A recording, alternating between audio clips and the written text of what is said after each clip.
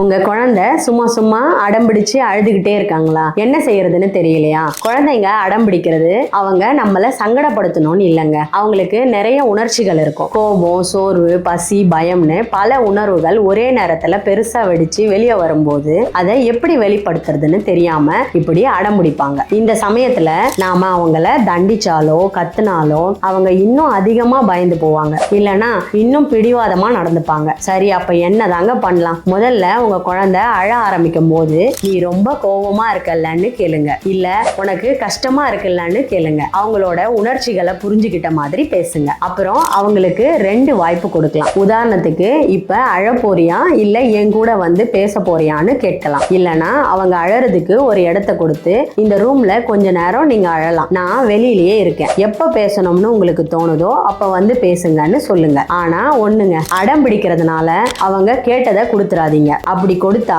அடம் பிடிச்சா எல்லாம் கிடைக்கும்னு கத்துக்குவாங்க. இந்த மாதிரி நீங்க அமைதியா அன்பா அணுகும் போது உங்க குழந்தைங்க பெரிய உணர்வுகளை எப்படி சமாளிக்கிறதுன்னு கத்துக்குவாங்க. படிப்படியா அவங்களோட அடம் பிடிக்கிற தன்மை குறையறத நீங்க கண்கூடா பாப்பீங்க. நீங்களும் மன உளைச்சல் இல்லாம உங்க குழந்தைங்க உணர்வு பூர்வமா ஆரோக்கியமா வளர்றத கண்டு சந்தோஷப்படுவீங்க. உங்க குட்டீஸின் ஆரோக்கியமான எதிர்காலத்துக்காக தினமும் free tips and tricks message பெற விரும்புறீங்களா? ஸ்கிரீன்ல தெரிகிற நம்பருக்கு ஹாய்னு வாட்ஸ்அப் பண்ணுங்க, அல்லது கீழே டிஸ்கிரிப்ஷன்ல ஃபர்ஸ்ட் கமெண்ட்ல இல்ல பயோல இருக்கிற லிங்கை கிளிக் பண்ணி எங்க சூப்பர் மாம் கம்யூனிட்டியில சேர்ந்துக்கோங்க.